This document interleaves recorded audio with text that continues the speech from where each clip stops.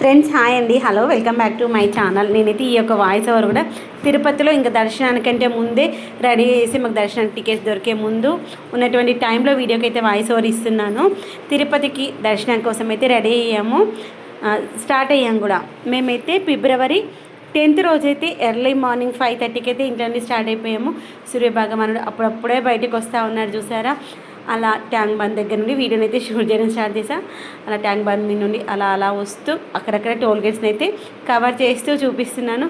ఈ పక్కన ఉన్నటువంటి ఈ యొక్క వెహికల్స్, ఈ యొక్క కొత్తగా ఇలాంటివి బాగా అనిపిస్తాయి అనమాట. మనకైతే సిటీలో అలాంటివి కనిపించాయి కదా. ఈ యొక్క కృష్ణానదిని దాటుతూ అలా ముందుకు వెళ్తూ వస్తూ ఉన్నాము. మధ్యలో మనకి సూర్యభగవాన్ యొక్క టెంపుల్ కూడా వస్తుంది. మేమైతే అక్కడికి వెళ్ళలేదు. ఇక్కడ ఒకవేళ దర్శనానికి తొందరగా వస్తే ఇక్కడ ఇంకా ఏమైనా చూసుకోవచ్చునని తొందరగా వచ్చేసామన్నమాట. ఇంక వచ్చేటప్పుడు కూడా లేట్ అయిపోయింది.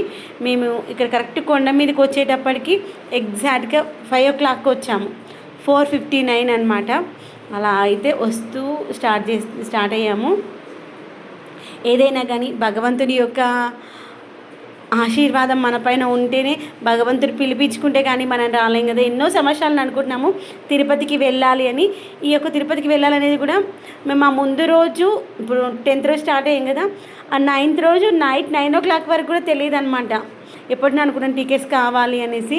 మాకు బ్రేక్ దర్శనం కోసం టికెట్స్ కావాలని చూసినాము, కానీ బ్రేక్ దర్శనం కోసం టికెట్స్ దొరకట్లేవు.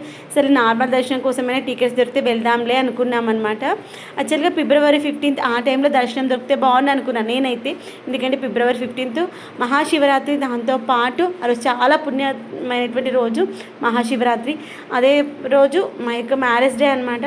అలా రెండు కలిసి వచ్చిన రోజు ఆ యొక్క భగవంతుడి యొక్క సన్నిధిలో మనం ఉంటే బాగుంటుంది అనిపించింది.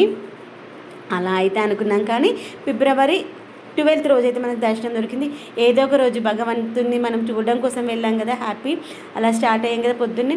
అలా అనేసి మధ్యలో ఆగేసి 9:30 అవుతుంది. ఇంకా బ్రేక్ఫాస్ట్ అయితే తినేసాము. ఇదిగో నేనైతే బ్యాగులు అన్నీ సర్దుకొని స్నాక్స్ అన్నీ చేసుకునేసరికి 2 అయింది. మళ్ళీ 4 o'clock లేసేసి రెడీ అయిపోయాము.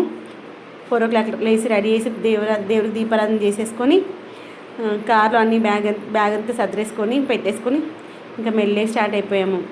పిల్లలతో పాటు వచ్చినప్పుడు మనము ఒక 4 స్నాక్స్ ఇంట్లోనే చేసుకొని తెచ్చుకున్నాం అనుకోండి, మనం ఆకలేసినప్పుడు తినడానికి ట్రావెలింగ్లో కానీ లేదంటే రూమ్లో అయినా కానీ ఈజీగా ఉంటుంది. బయట ఫుడ్ ఒకవేళ మనకు నచ్చకపోతే ఆ యొక్క స్నాక్స్ అయినా తినేసి ఉండొచ్చు కదా, బయట ఈ జంక్ ఫుడ్ ఇచ్చే కంటే అని.